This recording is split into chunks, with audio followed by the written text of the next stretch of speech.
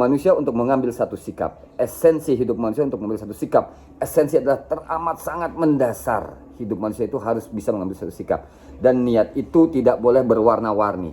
Niat itu harus kontras, harus satu. Apabila dia bertujuan untuk Allah, untuk masyarakat. Tentunya didasari untuk Allah. Saya rasa komprehensif sekali apa yang dijabarkan, didefinisikan oleh Bapak Pembina terkait niat. Demikian Pak Pembina. Lanjut ke dua yang sering sekali diungkap oleh Pak Pembina tentang policy is the rule. No. Telos. Oke, siap. Jadi sahabat Lembakum Indonesia sedang berbincang di hari jadi Lembakum Indonesia. Sebelum ke berikutnya, saya tadi baru membuka video bahwa niat itu esensinya adalah bagaimana seseorang bisa mengambil sikap. Jadi niat itu jauh di belakangnya ada prinsip, ada menimbang, juga ada memperhatikan, memperbandingkan. Niat itu adalah keputusan, ya. Niat adalah keputusan. Terus yang kedua adalah telos, ya. Pencapaian niat dari telos ini yang saya pahami adalah telos itu bagaimana sesuatu peristiwa di dalam suatu kehidupan manusia, baik bernarasi ataupun kehidupan, mencapai klimaks, mencapai ujung. Jadi begini, niat itu harus didasari dengan materi-materi yang berbobot untuk mencapai satu kata aksiologi, nilai. Jadi harus ada nilainya. Ketika seseorang memiliki niat, ya, nanti kan akan mencapai ke telos. Akhirnya seperti apa? Endingnya akan seperti apa? Nah, ketika kita memperbandingkan antara awal dan akhir, itu sebuah uji kompetensi seseorang dalam memahami satu kata niat, ya. Saya akan mengulang kembali apa yang pernah Ustadz sampaikan kepada saya. Landasan hidup Rasulullah SAW. Rasulullah SAW itu diberikan intuition of mind, ya, atau disebut ulil albab, ulil nahu, ulil nuha. Orang-orang yang punya feel yang sangat tajam, firosat. Masa Rasulullah SAW bisa memprediksikan kehidupan 5 abad kemudian? Umatnya tidak bisa mendeskripsikan, tidak bisa menerjemahkan how to the expansion, bagaimana menjelaskan ada niat. Harusnya kalau orang-orang iman, orang-orang muslim harus bisa berpikir secara fundamental. Dari sebuah keputusan itu sudah klimaks. Jadi kalau sahabat melihat suatu pekerjaan, sahabat itu sebagai seorang advokat maupun paralegal maupun akademik diberikan hak secara hukum untuk memberikan legal opinion atau pendapat hukum, ya. Jadi pendapat hukum itu adalah sebagian dari intuition of mind. Kasus Anda seperti ini, nanti akan seperti begini. Kalau tidak dading lanjut ke pengadilan, itu adalah yang namanya intuisi, ya. Nah, ketika pendapat hukum Anda masuk di dalam pikiran orang, itu akan seberapa besar orang menguji Anda sebagai profesional, ya. Yang akan dipertaruhkan Anda, yang dipertaruhkan oleh klien Anda, yang dipertaruhkan oleh publik, yang dipertaruhkan oleh sosial apa? Ya kan? The end of the loss, ya kan? Di akhirnya itu ujungnya seperti apa? Dan ternyata oh bener nih kata Pak Wabin, Pak Dr. Firman Chandra setelah mendapatkan, kenapa Pak Wabin itu selalu di dalam profesinya, saya akan memberikan pendapat hukum senilai 100 juta, 200 juta. Karena di situ Pak Wabin juga mempertaruhkan reputasi dia sebagai seorang S3, seorang dokter, seorang advokat profesional, ya. Jadi kalau berbicara tentang esensi dari niat tersebut, itu harus dipertimbangkan ke telosnya, ya. Nah, telos itu merupakan pencapaian akhir dari apa yang Anda katakan. Karena apa? Manusia yang dipegang itu omongannya. Gak mungkin seorang pembina Lembakum Indonesia dijemput oleh orang yang siap memediasi dengan orang beristri 26 dengan harga hampir triliunan rupiah. Mereka itu punya niat untuk mendatangi saya, untuk meminta keterangan kepada saya, untuk meminta pendapat hukum kepada saya. Tapi setelah saya gambarkan tentang intuition of mind, akhirnya mereka saya bawa alam sadar pikirannya ke telos bahwa ini akan begini, Masya Allah. ya kan? Tapi penajaman, ya kan, kita kalau ngomong itu harus memberikan suatu referensi.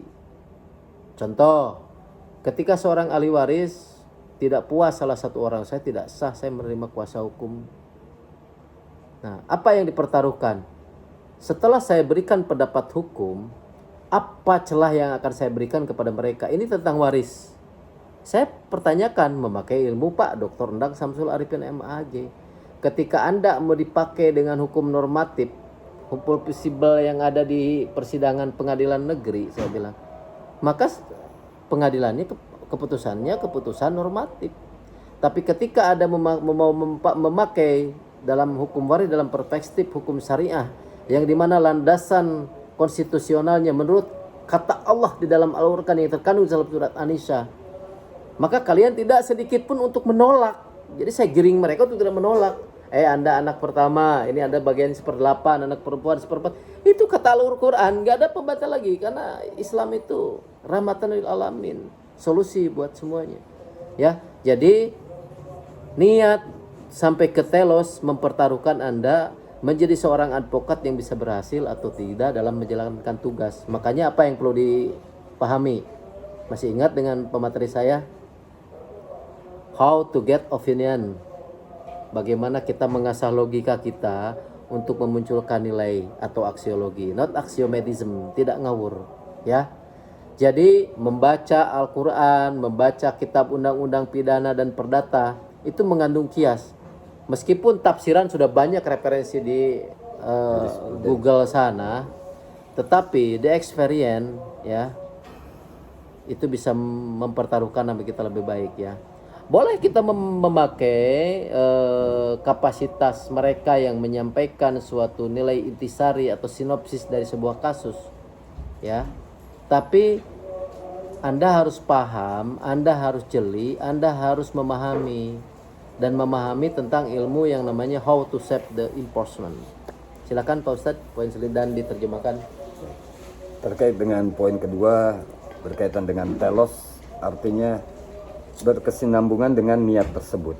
Telos yang dimaksudkan oleh Bapak Pembina yang mengacu kepada it is an axiology, it's not an axiomatism. Ini ada sesuatu yang berdasarkan kebenaran, logika, logik, saintis, tidak berdasarkan dengan aksi-aksi yang ngawur, yang kacau. Di mana dengan aksi-aksi yang logis ini, telos yang dimaksud oleh Bapak Pembina ini, realita niat dan pencapaian atau dalam bahasa Arab al-maqasid, nilai ataupun value yang klimaks, dalam bahasa Arab itu al-akhir. Yang terpenting dalam segala sesuatu itu adalah akhirnya, walaupun diawali dengan opini menghasilkan juga dikembangkan lagi dengan formulasi aksiologi tersebut, dan sehingga bagaimana pencapaian tersebut bisa menciptakan, menghasilkan fakta ataupun nilai value yang klimaks, yang akhir sesuai dengan apa yang dia utarakan berdasarkan konsistensinya. Contohnya yang terbesar, mungkin saya pribadi menilainya, ini pencapaian luar biasa terkait dengan perikatan jasa hukum Bapak Pembina dengan Mendiang Habudin, pemilik Mayasari Bakti, dengan propertinya seluas 340 hektar ataupun 3.400.000 lebih meter square. Apabila disetarakan dengan rupiah, itu kurang lebih 2 triliun lebih, mungkin saya rasa 2 triliun. Nah, ini kan suatu pencapaian yang sudah berupa fakta, yang tadi mungkin kita bisa lihat di video-video sebelumnya fakta tersebut. Dan ini sebetulnya kabar gembira bagi Bapak Pembina dan beserta keluarganya, orang tuanya, juga Lembakum Indonesia, para kadernya, petinggi-petingginya. Ini kabar gembira bagi saya juga pribadi, mungkin kabar gembira, alhamdulillah. Karena insya Allah apabila memang sudah bisa terrealisasi dari fakta yang ada saat ini berupa properti secara de jure dan secara de facto sudah berada di tangan pembina, sah, absah, tinggal kita nantikan klimaksnya adalah likuidasi menjadi 2 triliun lebih insya Allah. Anggaplah Lembaga Indonesia ataupun Bapak Pemda mendapatkan haknya 20% dari 2 triliun mungkin 200 miliar. Nah, itu merupakan kabar gembira bagi kita. Mari kita bersama-sama untuk membantu merealisasikan telos Bapak Pembina yang dicanangkan oleh Bapak Pembina, yaitu agar akhirnya value terakhir ini klimaks atau bahasa sederhana liquid menjadi uang cash yang dapat instan kita nikmati bersama. Tentunya jangan lupa juga bagi masyarakat pada umumnya baik di NKRI maupun di dunia, terkhusus ke Palestina, ke Suriah, Lebanon, lain-lain yang terjajah yang dalam kondisi menyedihkan, sengsara. Mari kita bantu. Demikian Bapak Pembina terkait dengan telos. Lalu ada hal polisi cukup 5. Coba terjemahkan dulu polisi menurut versi Pak Ustadz. Karena materi ini adalah materi refleksi. Saya menekankan sekali lagi, alhamdulillah saya secara pribadi sebagai muslim teramat sangat gembira, bahkan langit pun juga ikut bergembira menyambut pernikahan Bapak Pembina yang belum lama perhelatannya dilaksanakan di 7 Maret kemarin.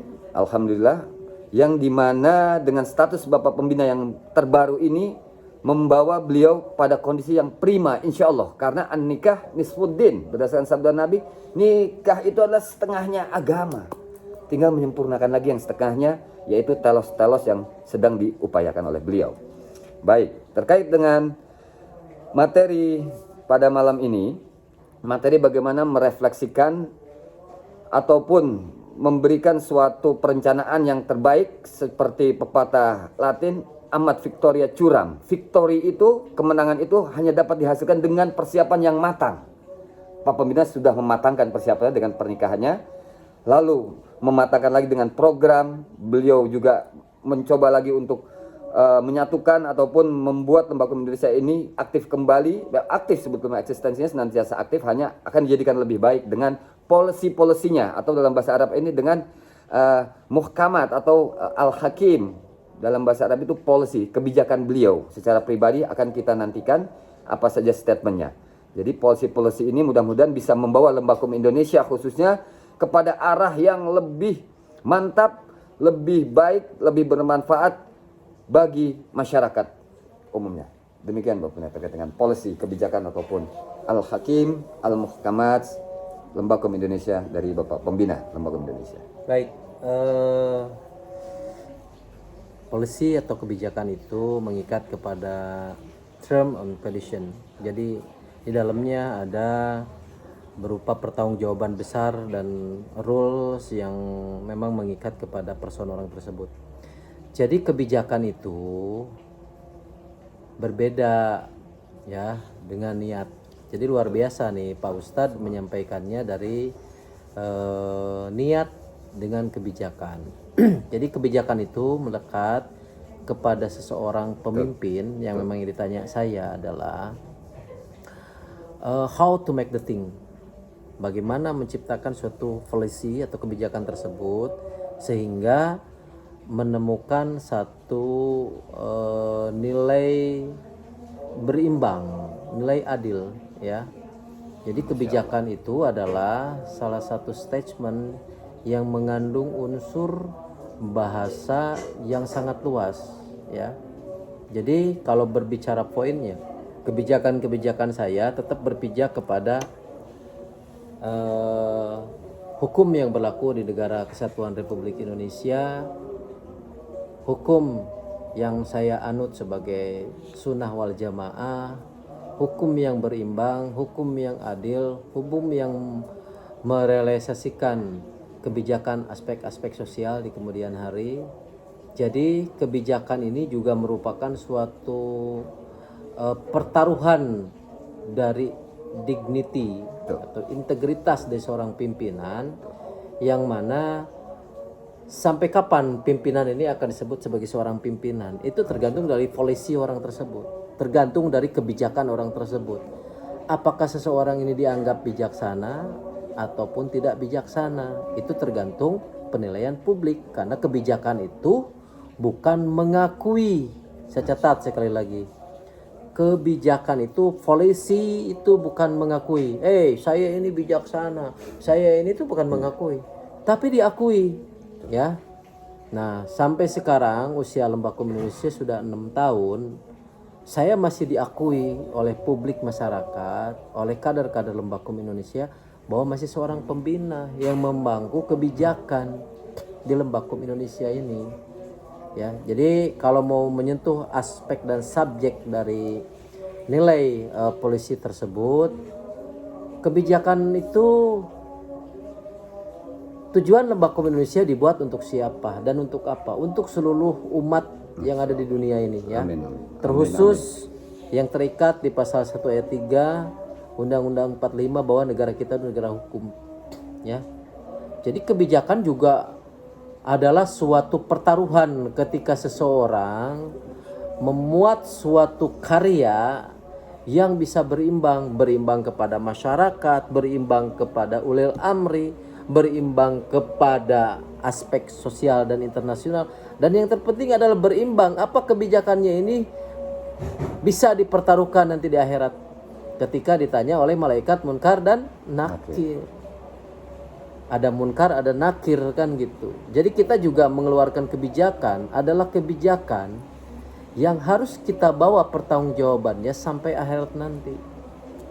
Sampai kebijakan itu diuji sangat panjang. Jadi kebijakan seorang pimpinan, kebijakan seorang manusia itu diujinya bukan di dunia saja. Di dunia adalah penilaian seluruh publik, rakyat yang menyaksikan kebijakan pimpinan tersebut.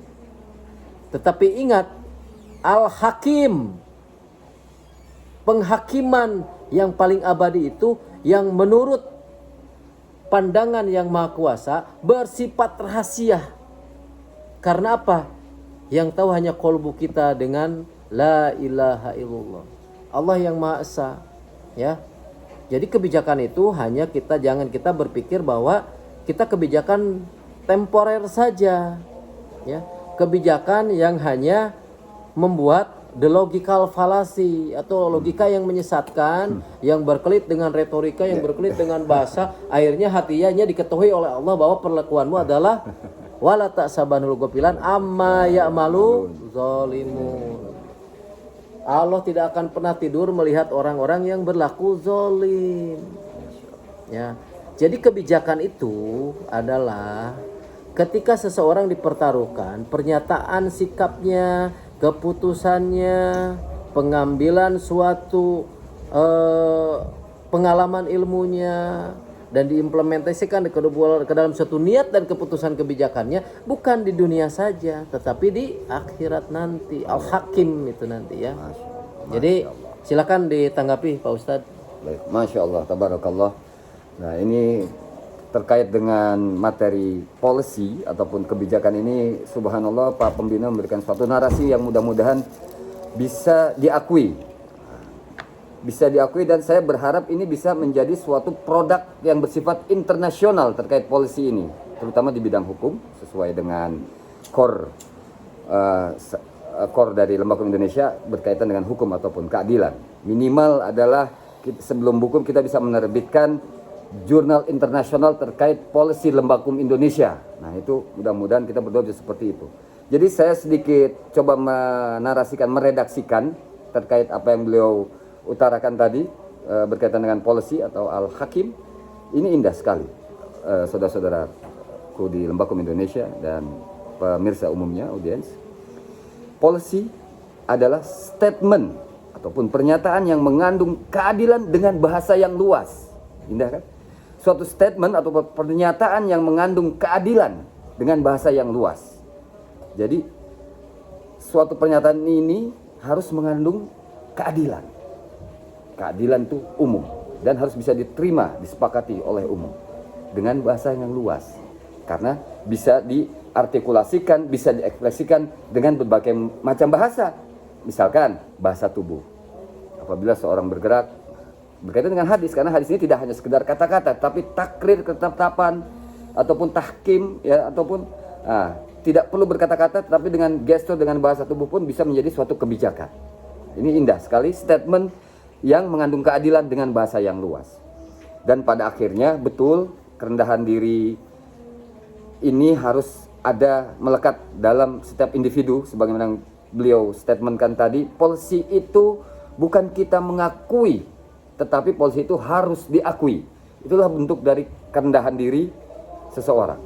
Karena dengan polisi, dengan kebijakan yang benar, yang adil, yang muhkamat, yang nyata dapat dirasakan, itu akan menjadi suatu hal yang berkesinambungan, sustainable.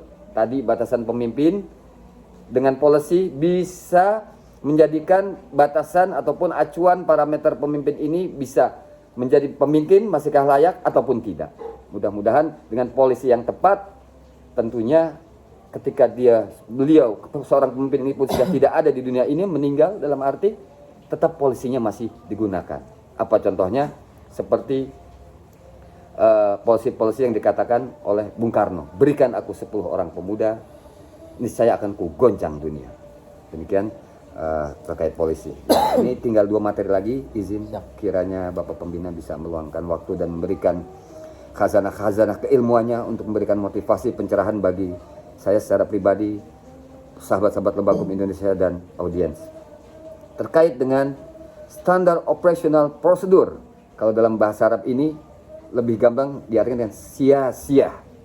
Karena agama tanpa politik pun salah. Karena kan zaman dahulu dikotomi penjajah itu melarang ulama berpolitik. Sebenarnya itu salah. Karena segala sesuatu harus memiliki siasah, harus memiliki politik atau SOP. Bahasa modernnya standard operational procedure. Cara-cara bagaimana kita menggapai telos dan policy tentunya. Karena semuanya sudah didasari dengan niat. Demikian Bapak Pembina terkait dengan siasah, cara politik ataupun standar operational prosedur yang akan diterapkan di Lembaga Hukum Indonesia agar menjadi lebih baik. Silakan.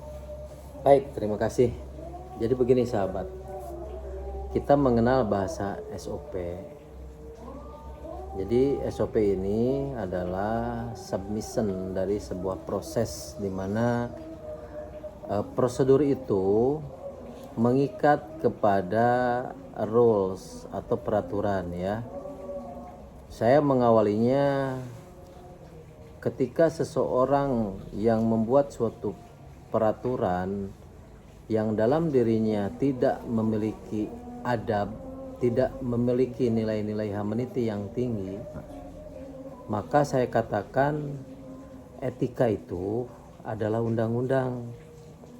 Meskipun tidak dipasalkan, ketika seseorang menjalankan SOP-nya tidak dengan sesuai dengan prosedur, maka dia akan melanggar sanksi sosial. Meskipun tidak melanggar hukum, makanya sanksi sosial itu sosial nanti yang akan menilai. Kok SOP Lembaga Hukum ini begini, kontrak sekali dengan kultur, adat, budaya, dan adab-adab orang ketimuran gitu kan. Kita harus sesuai. Makanya menjadi seorang pemimpin itu landasan fundamentalnya harus cerdas.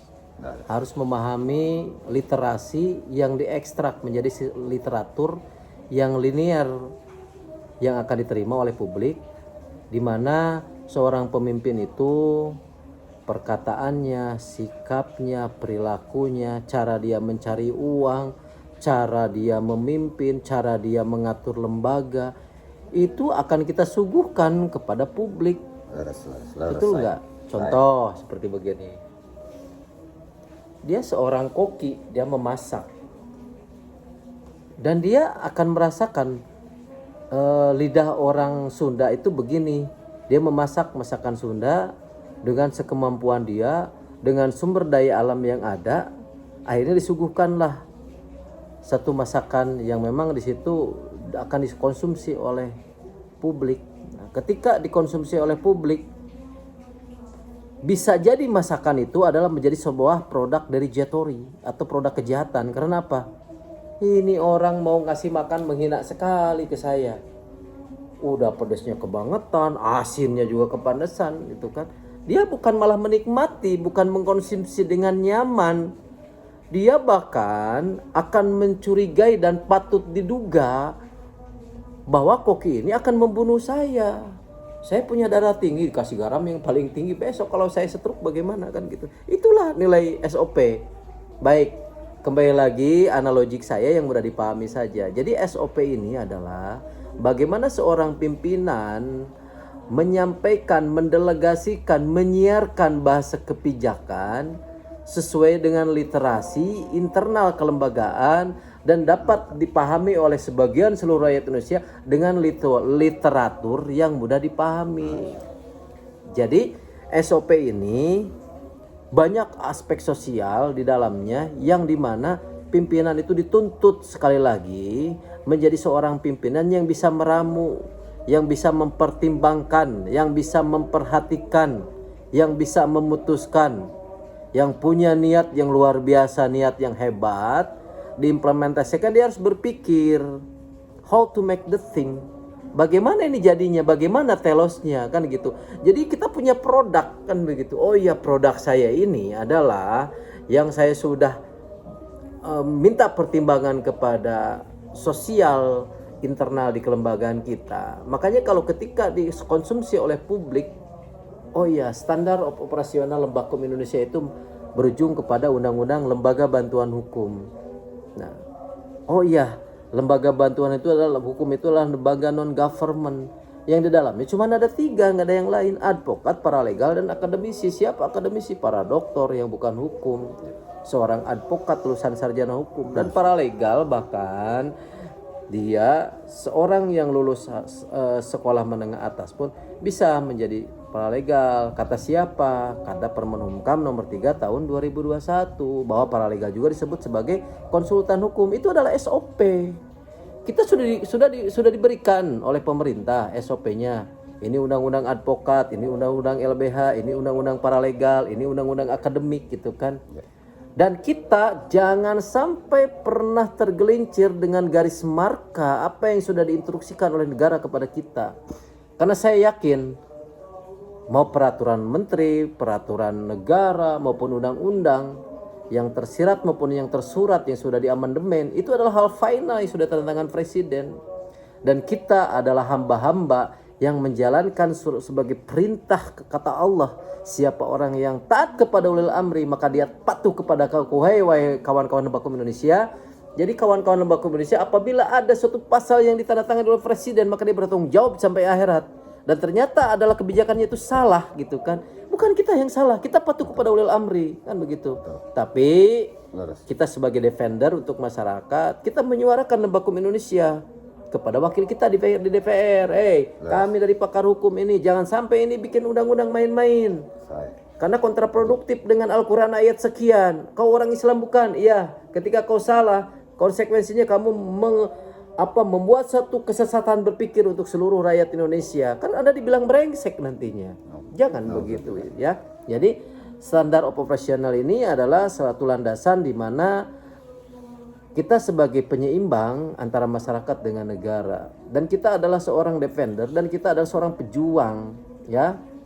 Bahkan mohon maaf, ketika saya sidang di Pengadilan Negeri Jakarta Selatan, ketika seseorang pelanggar lampu merah menyerobot, ditabrak sampai ada beberapa puluh tulang rusungnya patah, saya katakan di situ bahwa lampu hijau ketika menyala itu hak konstitusional setiap warga Indonesia yang sudah diatur oleh negara. Kita melaju untuk itu hak kita gitu loh. Nah, apabila ada orang yang menyerobot hak kita, saya bertanya kepada wahai hakim yang mulia, ketika saya yang mengemudikan kendaraan tersebut dan saya menabrak hingga mati, apa konsekuensinya gitu kan. Nah, itu kan mereka jelas-jelas melanggar fasilitas negara. Mereka melanggar undang-undang lalu lintas, kan begitu. Tapi kembali lagi, ada di dalam bahasa hukum yang namanya mens rea. Apakah saya punya niat untuk membunuh? Apakah saya punya niat untuk menabrak? Ya, orang-orang dalam keadaan begitu, orang punya kepentingan. Oh, saya mau nganter paket nih, penting sekali, ditunggu mau dipakai karena besoknya mereka pesta pernikahan gitu kan. Orang kan ngejar waktu, kan begitu. Bukan berarti orang itu berniat untuk membunuh. Kok keputusan dari jaksa penuntut umum ya kan tetap menitik beratkan kepada pasal 11 13 bahwa klien kita dituntut dengan 3,7 tahun penjara dan denda 75 juta. Ketika kita bisa berargumen dan melawan, meminta pertanggungjawaban hakim sebagai yang mulia, dan kita mempertimbangkan Itulah tugas seorang advokat. Akhirnya pembina alhamdulillah bisa minimal meringankan dari keputusan-keputusan salah majelis hakim yang punya otoritas di sana, ya. Ketika kita sudah dalam SOP yang benar menurut kajian-kajian hukum dan agama kita, kalau sudah tegak lurus, sikat. Tak peduli setan dari ketujuh datang berwujud manusia yang akan merubah SOP kita, tabrak, ya. Karena menurut saya prinsip itu sangat penting, ya. Nanti kita mati, sekarang kita mati. Kematian apa yang kita inginkan? Ya kita mengikuti prosedur dari Allah, mengikuti prosedur yang ada di negara. Kalau kita sudah memenuhi prosedur dalam melakukan tugas kita punya wudhu, habis sholat duha, kita mati insya Allah sihat, masuk surga. Kan itu kematian yang diinginkan. Ngapain kita hidup berlama-lama, ya kan? Lakukan langkah terkecil. Kenapa pembinanya ini masih bisa berjuang? Karena saya masih punya beban besar bagaimana mengimplementasikan SOP ini kepada seluruh kader lembaga Indonesia dan penegak-penegak hukum lainnya. Jadi terakhir kata dari saya SOP is important, is very expensive. SOP adalah yang terpenting, yang termahal mempertaruhkan kebijakan seseorang dalam menjalankan tugas. Itu sangat mahal sekali, ya. Jadi jangan sampai bahasa kesan yang mahal terutama dibalut dengan keistimewaan, dibalut dengan kemewahan, dibalut dengan keilmuan. Anda bergeser jadi keloakan, kebijakannya jadi yang murahan. Kata siapa? Itu kata di dunia. Belum Allah yang menilai, kan begitu. Jadi kita belajar di lembaga komunis itu semuanya pimpinan, kita leadership, ya. Jadi jangan sampai ada kader lembaga Indonesia baik pun di wilayah maupun di kecamatan, di desa atau di kabupaten membuat SOP yang tidak sesuai dengan Lembakum Indonesia. Tentunya nanti akan bertabrakan dengan regulasi. Contoh, kita sudah bikin Lembakum Pasport, di Lembakum ID, tiba-tiba Anda bikin surat kuasa, tanda tangan Pak Firman, tanda tangan saya, tanda tangan Pak Joko, tiba-tiba Anda meminta uang. Nah itulah di dunia saja nanti Anda akan dapat sanksi sosial apa? Anda mempermalukan klien Anda sendiri, Anda akan dipecat dengan secara tidak hormat dari lembaga, dan nanti bukan di situ saja, dari perbuatan melawan hukum yang Anda lakukan akan dipertanggungjawabkan di akhirat nanti, ya. Jadi coba kalian kalau ingin yang mengetahui tentang niat, telos, polisi, SOP, saya sarankan kalian membaca buku Berpikir dan Berjiwa Besar. Cari, itu bagus. Makasih Pak Ustadz. Baik. Alhamdulillah Pak Pembina cukup mencerahkan terkait dengan SOP, dan saya sepakat terkait dengan materi standar operasional prosedur ataupun asia-sia cara ataupun politik, bagaimana Lembaga Hukum Indonesia menjadi lebih baik, yang paling bermanfaat, yang paling bisa diandalkan untuk menegakkan keadilan. Saya tidak panjang lebar untuk menyikapi terkait dengan narasi Bapak Pembina penjelasannya. SOP adalah submission dari sebuah proses yang berkaitan dengan adab, humanity, etika, dan di dalamnya terdapat undang-undang landasan penyeimbang suatu negara. Jadi SOP, ramuan yang tadi Pak Pembina sempat menyinggung terkait dengan koki, betul. Formulasi resepi yang dibuat oleh seorang koki ini bisa menjadi sesuatu yang teramat sangat mahal, sampai ada makanan yang harganya sampai ratusan juta. Contohnya keyep yang besar, rajungan. Ya, rajungan itu harganya bisa jutaan dolar, masya Allah. Ya, contoh, apabila diramu, diformulasikan dengan benar, dengan baik, memiliki nilai value, maka ini saya sebut sangat penting karena di dalamnya terkait submission.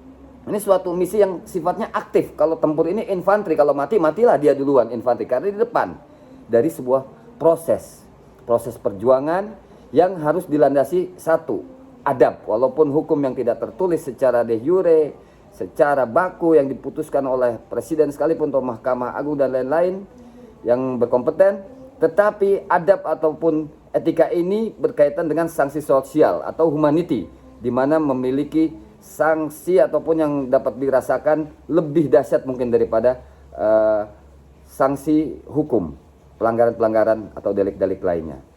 Nah, demikian penekanan yang terdapat di SOP ini adalah sangat bagus sekali dinarasikan oleh Bapak Pembina terkait dengan sebaiknya Lembaga Hukum Indonesia ini hendaknya menjadi landasan penyeimbang suatu negara. Masya Allah, tabarakallah. Ini indah. Karena betul tadi, kita harus taat. Pemimpin sekalipun budak yang memimpin ketika telah disepakati, kita taat. Ketika dia sudah menjadi pemimpin, karena kan dengan segala prosesnya, mau prosesnya itu kudeta militer, mau prosesnya itu monarki, lain-lain proses, yang penting ketika sudah ditetapkan dia menjadi pemimpin, kita harus taat. Tetapi betul, bijaksana sekali polisi dari beliau, hendaknya kita memberikan nasihat, masukan-masukan dalam hal ini penyeimbang suatu negara. Makanya alhamdulillah Allah memberikan saya suatu ide, suatu ilham di mana belum pernah ada Dewan Pertimbangan Hukum. Dewan Pertimbangan Agung sudah ada, tetapi Dewan Pertimbangan Hukum tingkat tinggi, nah, bukan lagi tinggi, itu akan dipimpin oleh lembaga hukum Indonesia. Baiklah mereka sebagai kejaksaan, sebagai pengacara negara, dibiayai oleh negara, oleh pajak-pajak masyarakat dari kita, tetapi kehebatan lembaga hukum Indonesia sementara bisa sejajar dengan lembaga tinggi Indonesia dengan upaya ataupun kos mandiri. Masya Allah, tabarakallah. Dengan kos mandiri yang mungkin tidak semuanya juga memiliki ekonomi yang mapan seperti Dr. Firman Chandra, Dr. Endang, Profesor Yudi dan lainnya, dan pembina sendiri. Banyak juga kader lembaga Indonesia yang hidupnya mungkin ekonominya tidak mapan, tetapi tidak menghilangkan kemuliaannya karena keadilan yang diperjuangkannya. Jadi hendaknya indah sekali bila mana insya Allah lembaga Indonesia menjadi penyeimbang suatu negara. Apabila polisi itu harus diakui, bukan mengakui. Otomatis masyarakat pun dari berbagai belahan dunia insya Allah akan memberikan support baik material ataupun unmaterial. Demikian terkait dengan SOP. Dan satu penekanan lagi terkait dengan internal lembaga Indonesia, bahwasanya lembaga Indonesia ini adalah lembaga extraordinary, anti mainstream. Sederhananya gini, kalau semua orang pemimpin saya anggotanya, siapa anggotanya kan? Bukan itu maksud dari Bapak Pembina. Ini saya setuju dengan leadership association, artinya suatu lembaga yang mengkaderisasi hanya pemimpin di sini. Di lembaga Indonesia hanya ada pemimpin, karena dia adalah pemimpin minimal untuk dirinya sendiri, karena dia belum bisa membawa ataupun rekan-rekan untuk berkhidmat di lembaga hukum Indonesia, anggaplah seperti itu. Tetapi dia minimal menjadi seorang pemimpin bagi dirinya sendiri. Dan alhamdulillah lagi apabila memang kepemimpinan ini bisa disebarluaskan kepada khalayak. Terakhir Bapak Pembina, di poin yang kelima terkait dengan heritage ataupun peninggalan ataupun warisan yang akan diberikan oleh Pak Pembina secara pribadi, secara profesional maupun secara pembina ataupun pemimpin tertinggi di lembaga hukum Indonesia. Hendaknya Bapak Pembina bisa mengutarakan terkait dengan poin heritage atau dalam bahasa Arabnya al-jariyah, karena ini menindaklanjuti di pembahasan SOP tadi. Apa yang kita statementkan, kita lakukan, kita karyakan akan dipertanggungjawabkan sampai ke akhirat nanti. Nah, ini poin yang tidak kalah penting. Waktu dan tempat silakan Bapak Pembina memberikan penjelasan terkait dengan heritage, narasi-narasi al-jariyah. Pak Ustadz, berkaitan dengan Lembakum The Heritage, Masya Allah, tabarakallah. Jadi Al-Jariyah. Al-Jariyah itu adalah suatu pengorbanan yang tidak mudah. Al-Jariyah itu adalah simbol dari keberhasilan seseorang ataupun komunitas ataupun hal lain yang memang dipertaruhkan, tidak meletakkan ego sektoral di dalam ranah tersebut, ya. Masya Allah. Jadi heritage ini adalah keabadian yang akan ditinggalkan untuk masa depan kita dan kader-kader kita dan anak cucu turunan kita. Kita sepakat bahwa rekam jejak seseorang itu sekarang sangat-sangat dipertaruhkan dan mudah sekali dilihat dan dibaca. Bahkan Lembaga Hukum Indonesia ini adalah lembaga yang open minded, lembaga yang selalu terbuka, bahkan di sela-sela kesibukan saya, pribadi kawan-kawan pimpinan yang lain, lebih dari 3.000 video saya upload ke Lembakum Indonesia menunjukkan suatu sikap bahwa kita adalah transparan di sini, ya. Jadi seseorang akan dikatakan manusia sampah nantinya, manusia yang tidak berbobot ketika seseorang punya karyanya itu tidak bisa dikonsumsi, tidak bisa dijariahkan kepada generasi penerus umat berikutnya, ya. Jadi al-jariyah ini adalah perhitungan secara eksak dalam bahasa hukum maupun dalam bahasa terminologi yang akan dipinta pertanggungjawabannya oleh the next generation bagi seorang advokat, paralegal, akademik maupun rakyat Indonesia. Ya Allah, dulu ada Lembakum Indonesia. Ketika ada pembinanya banyak orang-orang tertolong. Setelah nggak ada pembinanya Lembakum Indonesia mati terkubur, kan begitu. Nah, kenapa saya diberikan harta oleh Allah? Yang saya orientasikan kepada kelembagaan. Amin. Ya kan? Karena di situ ada nilai baik yang akan bisa menjamin kelanjutan hidup saya, dan ketika seseorang, ya, saya akan bercerita dalam sisi terminologi dulu. Ketika seseorang meninggal dunia, maka langkah kaki yang terakhir itu masih terdengar oleh si al-mayit, ya. Dan yang akan menjawab semua pertanyaan malaikat munkar dan nakir itu adalah bukan mulut kita. Bukan kalian bisa punya berbicara, beretorika, kepintaran, bukan. Maka pembina selalu bilang, jagalah sholatmu. Yang akan menjawab ketika kalian masuk liang lahat, ketika malaikat munkar berkata, yaitu adalah sholat kalian. Ya, ketika ditanya, siapa Tuhanmu? Karena kita orang hukum menjawab Tuhan yang Maha Esa. Dah jeder, habis kan gitu. Yang akan menjawab apa? Allahu Akbar. Allah Subhanahu wa taala. Wah, luar biasa sekali kata malaikat. Hebat sekali orang. Makna sholat ini, ya, ini berbicaranya nantinya ke heritage. Karena kita berbicaranya di dunia wal akhirat. Ketika seseorang ditanya nanti oleh malaikat munkar dan nakir, hei Bambang Prakasit, kau diam dulu. Saya adalah sholat yang selalu kau tunaikan. Alhamdulillah ya Allah. Amin.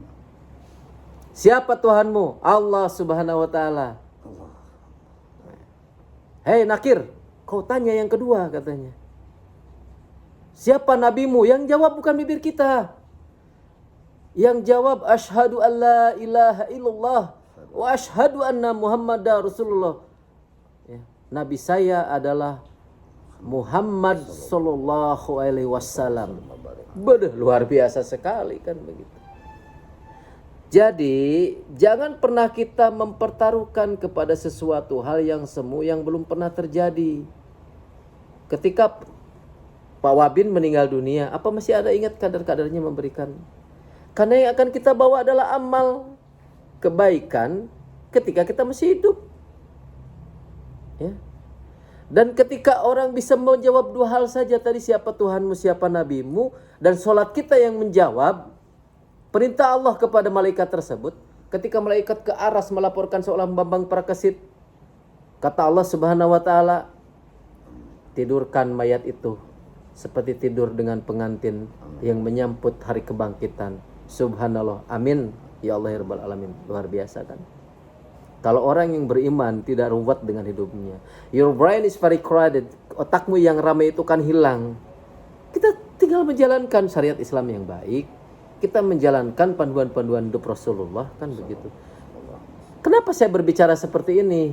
Ketika seseorang sudah dianggap baik oleh penghakiman nanti di alam akhirat nanti, maka karya-karyanya akan baik. Ya sahabat, makanya pembina dengan mempertimbangkan apakah pembina ini sakit jiwa, apakah pembina ini orang yang salah. Ketika Pak Pembina membuat suatu lembaga besar seperti Lembakum Indonesia yang berbasic military gitu kan, itu ada maksudnya. Jangan kau ajarkan kami berbaris, di SD pun kami udah berbaris. sudah tahu bagaimana kita menghormat, bagaimana kita duduk sejajar sama rata, mengibarkan bendera, membacakan mukadimah Undang-Undang 45. Kita sudah biasa. Jangan asing. Tapi apakah saya mampu? Ya sudah teruji selama 6 tahun ini, ya. Coba Anda cari seorang pemimpin yang siap mempertanggungjawabkan lembaganya sampai dunia walaupun akhirat. Dunianya seperti apa? Kalian petetang-peteteng hebat, memakai lencana dan lembakum Indonesia, kalian tampan, gagah dilihat orang gitu kan. Itu membuat marwah kepada pembina lembakum. Dan itu kita harus syukuri. Karena di lembakum Indonesia punya ciri khas yang berbeda dengan orang lain. Dan belum ada satupun LBH di dunia. Kalian boleh cari. Ya, searching di Google. Ada nggak LBH? Ini bukan kesombongan ini. Saya membicarakan faktual dan visible gitu. Beda dengan kesombongan. Bahasa pembinaannya aja yang nadanya agak volumenya ditinggiin. Emang itu karakter saya. Ini bukan kesombongan. Kalian cari LBH di seluruh dunia, terutama di Indonesia. Ada nggak orang yang membuat LBH sebagai pioner kayak Lembakum Indonesia? Kenapa? Apa artinya equality before the law, memiliki hak sama di depan hukum? Ya, aku kalau sidang, kalau jaksa pulang besok ngantor pakai seragam. Masa kami sebagai orang advokat pembina Lembakum Indonesia pulang pakai kolor? Ya, saya menjalankan tugas dan saya barbar. Saya terbuka semuanya. Sejak kapan Pak pembinanya tidak bangga memakai baju Lembakum Indonesia? Ya, saya selalu bangga. Nah, poinnya adalah ketika berbicara tentang Al-Zariyah dan Heritage, pembina Lembakum Indonesia mewariskan sebuah lembaga besar yang namanya Yayasan Lembaga Hukum Indonesia, yang disikat Lembakum Indonesia, yang memiliki ciri khas, yang memiliki tanda jasa, yang memiliki pangkat dari X1 Naka sampai Abdi Kasabismara, seorang ketua umumnya Catur Dama Sabismara. Ya kan? Dan itu nggak ada. Dan itu adalah peluang. Saya menciptakan karya. Harusnya kalian semuanya menyambut dengan hebat gitu loh karya ini. Karena apa? Akan selamanya kalian dikenang sebagai pemimpin dari Jambi, pemimpin dari Palembang. Siapa sih Direktur Palembang? Doni Riansah, SHMA. Dari mulai awal dia diklat sebelum PKPA sampai sumpah, sampai seorang master mau doktor, dia berkiprah di Lembakum Indonesia. Dan sampai akhirnya dia bangga memakai baju Lembakum Indonesia. Untuk siapa? Untuk membantu rakyat miskin, untuk membantu rakyat yang marginal. Kita sisir masyarakat-masyarakat di bantaran sungai. Cita-cita terbesar Lembakum Indonesia dan harus dikenang ketika kita sudah hebat. Bertuliskan suatu falsafah dan simbolis bahwa tidak satupun rakyat Indonesia yang tidak bantu hak-hak hukumnya. Itulah niatnya, ya. Jadi Lembakum Indonesia dengan arti kata Lembakum of the Heritage, ya, Themis of the Heritage, itu sudah pembina persiapkan dari 8 sampai 11 tahun yang lalu ketika pembina membuat suatu lembaga namanya Lembakum Indonesia. Buat apa membuat karya kalau kita tidak diwariskan? Ya, siapa tahu nanti pimpinannya itu adalah kader-kader dan anak-anak kalian, anak-anak yang masih solid di Lembakum Indonesia, tidak menutup kemungkinan, ya. Jadi memaknai bahwa warisan itu adalah pertaruhan. Ya. Untuk apa? Seseorang membuat masjid. Ketika seseorang melaksanakan sholat dari Allahu Akbar sampai Assalamualaikum, sampai berdoa, Robbik Pirli, wali walidaya, dan lain sebagainya. Yang diharapkan apa? Sampailah ke alam kubur kita nanti. Sampailah ke hari akhir nanti kita, kan begitu. Ketika seseorang memakai seragam Lembakum Indonesia, membantu masyarakat yang didolimi oleh siapapun, didolimi oleh seseorang yang otoriter, didolimi oleh seseorang yang mafia hukum, bahwa karya Lembakum Indonesia melahirkan seorang satria yang mana dia menyampaikan walau bagaimanapun langit akan runtuh, Lembakum Indonesia akan tetap mempertaruhkan keadilan dan kebenaran. Juga di situ tetap menjalankan nilai-nilai Pancasila yang beradil dan beradab, mempersatukan Indonesia, tetap Tuhannya satu. Dan itu adalah warisan etika, warisan budaya, warisan kultur, warisan yang tidak ternilai. Kita semuanya nanti akan dapat kiriman itu. Ya, sahabat. Jadi berbicara warisan, ya, itu aspeknya sangat luas. Yang jadi pertanyaan, Anda mampu nggak bos? Kan gitu. Anda mampu atau tidak berbuat kebaikan? Karena selain kita membacakan asyhadu alla ilaha illallah wa asyhadu anna muhammadar rasulullah, kita mengakui kalau Allah itu subhanahu wa ta'ala itu adalah Tuhan kita dan Muhammad adalah utusan Allah. Itu syarat sah seseorang masuk Islam. Tapi ada aspek lain. Apa yang akan kau wariskan ketika kau sudah tidak ada nanti? Yang dipikirkan bukan anak cucu. Karena ketika kalian di Lauhul Mahfuz, ketika kalian dilahirkan, Allah yang akan menjamin kalau anak ini tidak akan kelaparan. Allah yang akan melindungi anak ini. Itu mungkin harus kita pikirkan hanya 30% atau 25% saja. Yang harus kita pikirkan ini adalah ketika seorang tua yang berdoa kepada Yang Maha Kuasa, ya Allah jadikanlah anakku yang berbakti kepada nusa, bangsa, agama, dan kedua orang tua segala macam, kan begitu. Apa? Jadi sinopsis atau kesimpulan esensi dari heritage ini dari saya adalah bagaimana seorang manusia meninggalkan alam dunia punya karya yang bisa mengalirkan pahala-pahala yang bermanfaat yang besar kepada kita sudah di alam kubur kelak. Itu yang pertama. Yang kedua, bagaimana seseorang yang akan meninggalkan dunia ini meninggalkan tapak jejak di mana seseorang itu bisa diikuti jejaknya oleh orang lain. Ya. Yang ketiga, bagaimana caranya seorang hamba Allah ketika dia mengaku seorang Islam, mengaku dia hidup di NKRI kan gitu. Dan selama hidupnya dia bergaul dengan waktu, berdisiplin dengan ilmu, adab ke setiap orang dan lain sebagainya. Maka yang terakhir yang akan saya sampaikan, beruntunglah kalian yang bersama-sama Lembakum Indonesia dan memiliki lembaga-lembaga yang bisa diwariskan, ya. Uji kompetensinya dari mana? Ya. Makanya dari SOP, dari kebijakan itu akan mempertahukan seberapa besar foundation of justice itu bisa dipahami oleh sebuah lembaga non government. Mohon maaf, kita punya lembaga yang kita cintai, apa? Front Pembela Islam. Oh luar biasa, nggak salah. Front Pembela Islam, Hizbut Tahrir Indonesia gitu kan. Nah, kenapa lembaga besar pengikutnya yang sudah jutaan karyanya tidak bisa diwariskan? Bahkan diwariskan sebagai dikenang oleh 100, 200 sampai 1 juta tahun ke depan kalau dunia ini masih ada keturunan kita, bahwa itu organisasi terlarang yang pernah hidup di saat babeh saya, Lembakum Indonesia Pembina Raden Mariana masih hidup, dikenang sebagai organisasi terlarang. Tahu alasannya? Mereka melupakan the policy, kebijakan, melupakan SOP dan lain sebagainya kan begitu. Lembaga itu alat, ya. Contoh, kalian dibekali sebuah golok.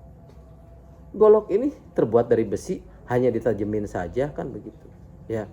Tapi kalau golok ini dimanfaatkan dengan sesuatu hal yang sangat berharga, ya, orang mau melintas, kita babat ini cucuk-cucuknya biar orang bisa melintas, itu surga. Tapi golok ini kalau dipergunakan dengan tidak baik untuk menghilangkan nyawa seseorang dan di situ berupaya untuk melakukan pelanggaran hukum, maka golok ini akan menjadi barang bukti dan menjadi saksi ketika kalian menjalankan kebijakan hati nurani kalian tidak sesuai dengan SOP. Ya, berarti patut ditanyakan keimanan kalian. Gitu sahabat, ya. Jadi yang ketiga ini adalah bagaimana seseorang menyelami semua kedisiplinan keilmuan. Yuk kita bikin karya, ya. Sekarang orang bikin karya banyak, akhirnya melahirkan suatu nilai yang pantas untuk ditiru. Itu harus kita berlomba-lomba ke arah kebaikan, ya. Dan kita di Lembakum Indonesia 8-7 tahun yang lalu sebelum saya berdirikan, ya, bahwa saya ini adalah orang yang ingin berlomba-lomba dalam kebaikan. Dan Allah sudah mengatakan Allah tidak akan merubah suatu kaum kalau dalam dirinya dia tidak bisa berubah. Kau berdirilah bagikan seorang patung, ya. Jangan sampai kita wal asrinal insana lafi yusrin illa ladzina amanu wa amilus solihati wa tawassul haq wa tawassul. Jangan menjadi orang yang merugi, ya. Kita harus orang menjadi yang terdepan. Meskipun di bagian partikel terkecil, kita harus mewariskan karya. Ya, oke. Kalau sudah seperti ini, pembina sudah bekerja, sudah maksimal, lembaganya masyhur. Ya siapa tahu nanti ketika surplus dari bisnis saya di bidang mediator jasa hukum, dan ternyata saya uangnya makin melimpah. Saya ingin punya prestasi. Nah itu dari bagian dari platform nih. Saya punya PC, saya punya planning. Dan saya akan mensupir PC ketika Allah melikuidkan dana saya.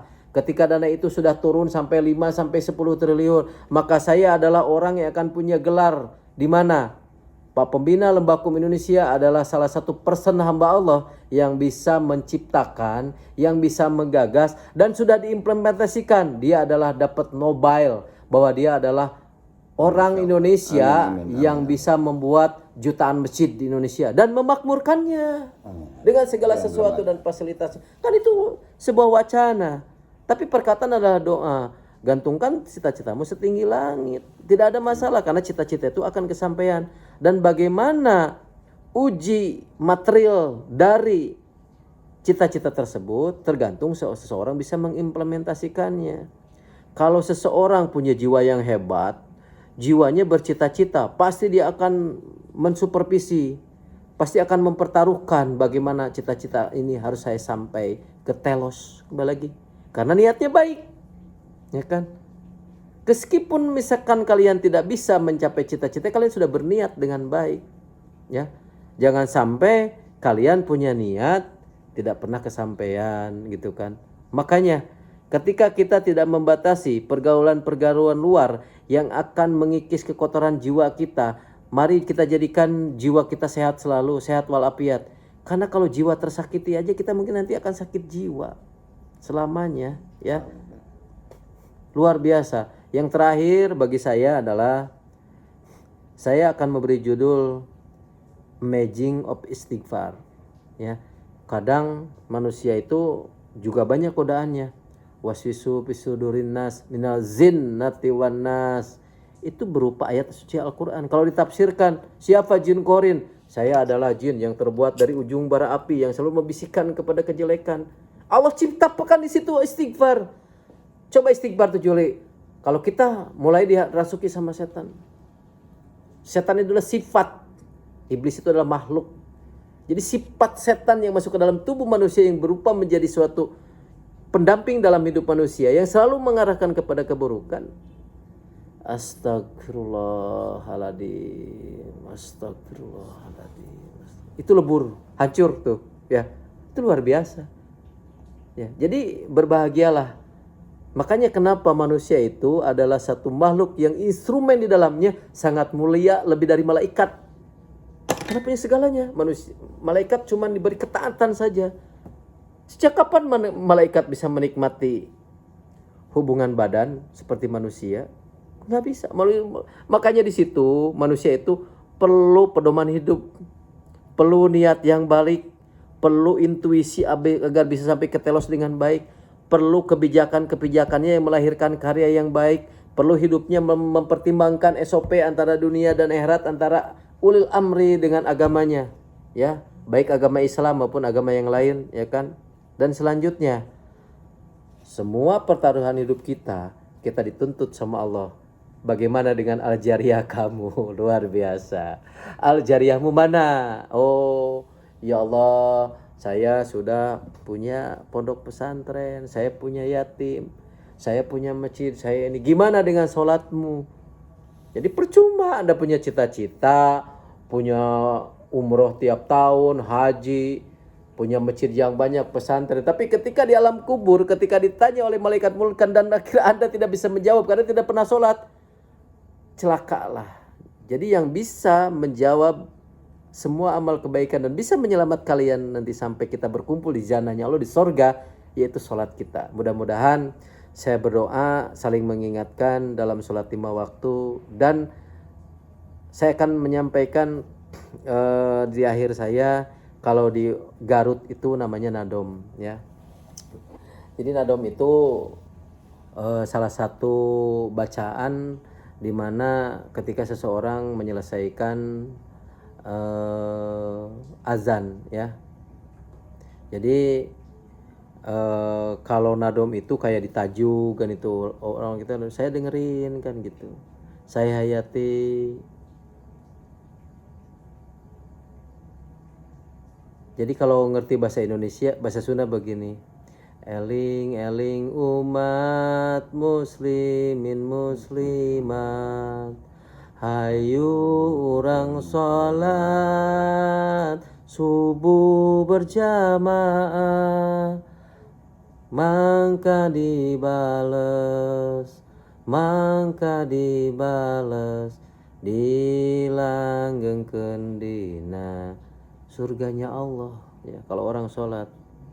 Tapi ada peringatan, saha jalma anu tinggal sholat anu 5 waktu kalawan dihaja, mangka dibales dilanggengkeun dina neraka jahanam.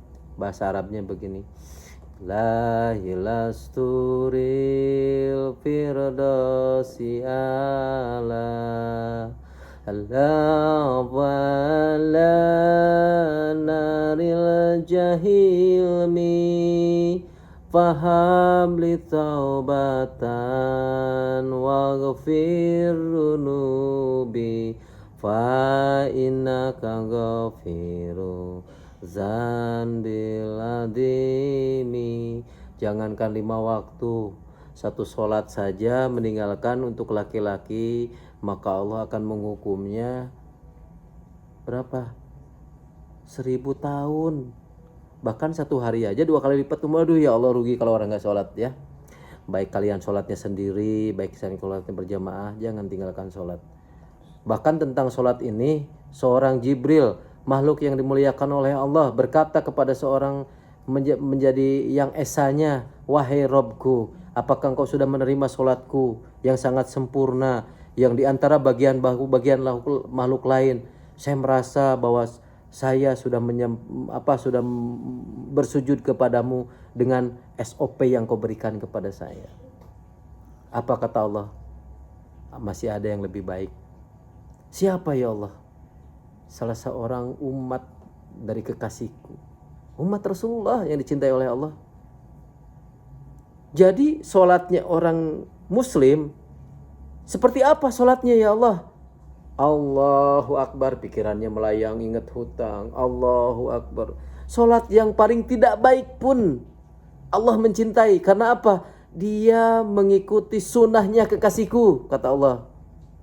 Kalau engkau sudah jelas sebagai malaikat yang saya ciptakan, yang memang punya kelebihan ketaatan kepada Robmu, katanya ya. Jadi itu maknanya bahwa bukan kita harus melayang-layang. Bagaimana cerita sholat seperti itu ya. Jadi orang ketika mengambil wudhu ya kan, orang nawaitu melaksanakan sholat, orang itu udah diangkat kemuliaannya sama Allah. Jadi dalam dirinya dia itu punya keinginan untuk takut kepada Allah, dan dia juga punya SOP bagaimana saya itu ingat akhirat.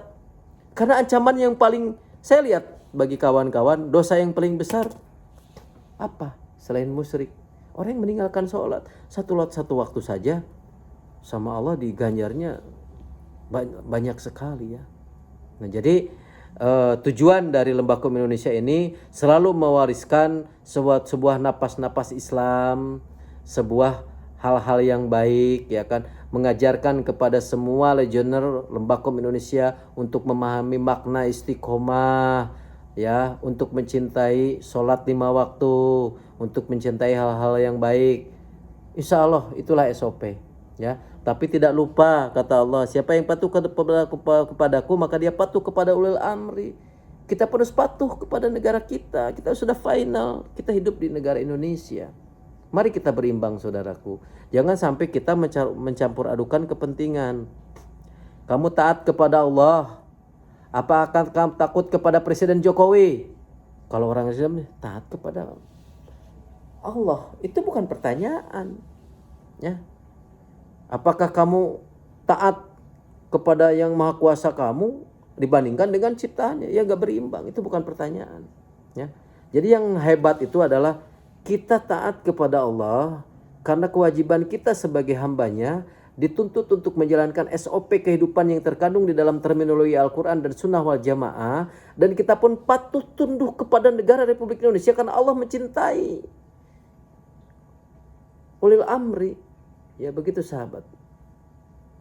Jadi 1 jam 5 menit saya juga acara dadakan ini yang disuguhkan oleh Pak Bambang, ternyata aura saya keluar di sini ya. Jadi saya membatasi beberapa hal yang tidak mungkin saya expose. Cuman hari ini saya dengan segenap hati saya menyampaikan segala sesuatu pertanyaan-pertanyaan ini adalah landasan fundamental kehidupan kita ya. Dari mulai niat, telos, polisi, SOP, bahkan di heritage. Jadi kata yang terakhir dari saya adalah Lembakom Indonesia akan mewariskan lembaga yang besar, yang dimana Lembakom Indonesia akan menjadi suatu wacana cita-cita seluruh rakyat Indonesia pencari keadilan. Lembakom Indonesia mewariskan karya di mana seluruh kader Lembakom Indonesia itu meninggal dalam husnul khotimah karena pimpinannya selalu mengajarkan kebaikan, memerintahkan sholat, memerintahkan zakat, memerintahkan hidup bijaksana. Dan adapun yang kehilapan dari saya mohon maaf lahir batin karena juga seorang manusia, bukan seorang malaikat. Sekian sahabat, semoga kita selalu dirahmati Allah, dan saya kembalikan waktunya kepada Pak Ustadz. Alhamdulillah, apa yang diutarakan beliau sesuai dengan materi atau poin terakhir yang coba akan saya refleksikan sesuai dengan temanya. Refleksi anniversary Lembakom Indonesia yang ke-6. Di poin kelima ada heritage ataupun al-jariyah, di mana ketika di awal Bapak Pembina meminta landasan dari sebuah niat tersebut yang saya berikan dari hadis Nabi SAW yang disampaikan diriwayatkan oleh Umar Ibn Khattab, innamal amalu binniyat. Begitu juga dengan heritage yang akan saya tutup dengan hadis Nabi SAW, idza mata bani Adam inqata'a amaluhu illa ila thalath. Al-amalu jariyah, al-waladun soleh yad'u lahu, al-ilmu yang tanfa'u bih. Jadi apabila anak Adam, manusia ini meninggal, terputus segala amalnya kecuali 3 hal, illa thalath. 1, al-amal jariyah, amal jariyah, amal solehnya. Amal jariyah itu baik itu karya, sebuah karya atau apapun itu ya, atau sedekahun jariyah berupa sesuatu material sifatnya ataupun unmaterial, sedekah jariyah, karena ide itu juga tidak ada bukti nyatanya kan, tapi bisa menjadi suatu jariyah. Seperti misalkan ide tauhid la ilaha illallah Muhammadur Rasulullah itu merupakan sedekahun jariyah dari Nabi SAW berdasarkan wahyu. Bapak Pembina nanti secara unmaterial dan material Lembakom Indonesia berikut dengan ide dan karya nyatanya, atributnya, lembaganya dan lain-lain. Lalu ilmu yang tafawubi, ilmu yang bermanfaat. Apa yang kita sampaikan berkaitan dengan ilmu bermanfaat ataupun tidak bermanfaat, nah itu akan jadi jariyah yang baik dan yang buruk juga. Terakhir adalah al-waladun soleh yad'u lahu, anak yang soleh yang mendoakan. Itu yang akan terus mengalir menjadi suatu warisan kita ketika kita sudah tidak ada. Dan ketika beliau mencoba untuk mengakumulasikan heritage ini dengan sholat, menurut saya itu adalah sesuatu yang teramat sangat tepat. Karena sholat secara bahasa itu bukan hanya sekedar dibuka oleh takbir dan ditutup oleh salam, tapi sesuatu yang merupakan doa. Karena senjata orang beriman itu adalah doa. Legioner Lembakom Indonesia, baik yang beragama Islam ataupun non-Muslim, tetap ada satu pepatah Latin di mana disebutkan di sini civis pacem para bellum. apabila engkau ingin berdamai, maka engkau harus senantiasa siap untuk berperang. Karena kita manusia ini ketika lahir sudah memiliki musuh, dihampiri oleh musuh, yaitu setan. Innahu lakum adu mubin. Setan itu musuh yang nyata, kata Allah. Baik agama apapun, terlahir sudah ada musuhnya, yaitu setan. Tadi sudah dibahas oleh Bapak Pembina juga. Lalu fiat justisia riot kailum, kita semoga lembaga Indonesia dapat menegakkan keadilan sekalipun langit akan runtuh. Demikian, jadi dimulai heritage kita ini dengan doa dulu. Doa akan menghasilkan suatu karya, boh eta karya baik, boh eta karya buruk. Tetapi karena kita berada di dalam Lembaga Indonesia, mudah-mudahan Lembaga Indonesia ini beserta dengan para kadernya, pengelolanya lain-lain, baik pembina ada dan sudah tiada, bisa senantiasa menjadi heritage, peninggalan suatu legacy yang bermanfaat bagi dunia. Contohnya, alhamdulillah, rekan-rekan Lembaga Indonesia, sedikit informasi, lembaga internasional dan lembaga humanitarian pernah meminta secara de facto, dan saya menyanggupinya agar menjadi suatu tim advokasi dari INH. Boleh diklik nanti di YouTube, Muhammad Hussein Gaza. Isu Palestina adalah momen yang tepat, karena kita lihat bahwasanya hampir ratusan lawyer advokat seluruh dunia, mereka ke ICJ, ya kan, untuk menuntut keadilan bagi Palestina yang dilakukan oleh Zionis. Itu kiprah di bidang hukum, karena memang Indonesia secara diplomatik tidak memiliki hubungan, jadi secara formal lawyer advokat di Indonesia belum mungkin bisa untuk berkiprah di Indonesia. Akan tetapi setidaknya minimal dari apa yang kita bahas dalam waktu yang singkat ini terkait 5 poin bisa dinarasikan menjadi jurnal internasional yang dikeluarkan oleh Lembaga Indonesia melalui uji kompetensi, uji materi, melalui berbagai macam ujian devil advokat, ya kan?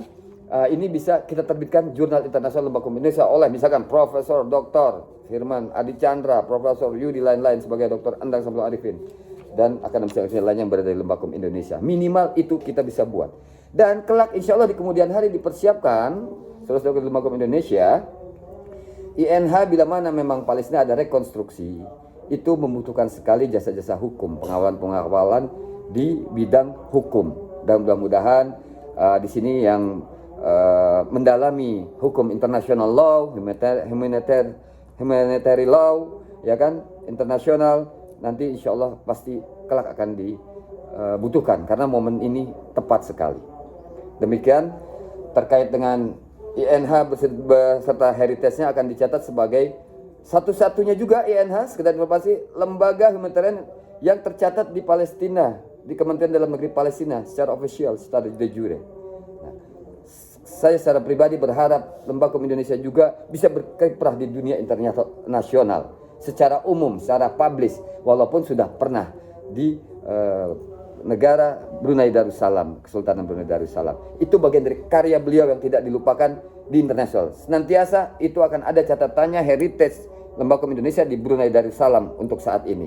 Mudah-mudahan bisa meluas ke negara-negara lainnya dan senantiasa menjadi penyeimbang antara suatu negara dengan masyarakatnya, dengan rakyatnya. Penutup, saya narasikan heritage berdasarkan statement-statement narasi dari Bapak Pembina. Heritage atau Al-Jariyah adalah simbol keberhasilan seseorang yang tidak mengandung ego sektoral, di mana menghasilkan karya nyata yang manfaatnya dirasakan oleh khalayak. Saya ulangi, simbol keberhasilan seseorang yang tidak mengandung ego sektoral dalam karya yang nyata yang dapat dirasakan manfaatnya oleh khalayak. Demikian saudara-saudara Lembaga Indonesia, semua ini membutuhkan seperti yang beliau katakan tadi, membutuhkan pertaruhan jiwa kita, niat kita, raga kita, ya kan, raga kita dan segala macam sumber daya yang kita miliki demi menggapai keadilan. Ditutup dengan ayat innallaha ya'muru bil 'adl. Sesungguhnya Allah memerintahkan kalian untuk berlaku adil. Wa akhiru da'wana alhamdulillah. Mohon maaf apabila memang ada hal yang kurang berkenan, salah dari saya pribadi, kebenaran datang dari Allah. Demikian Bapak Bina. Alhamdulillahirabbil alamin. Barakallahu fiik wa ahlikum wa tilatikum. Kita ucapkan doa atas anniversary ataupun hari jadi Lembaga Hukum Indonesia. Mudah-mudahan berkenan Bapak Pembina.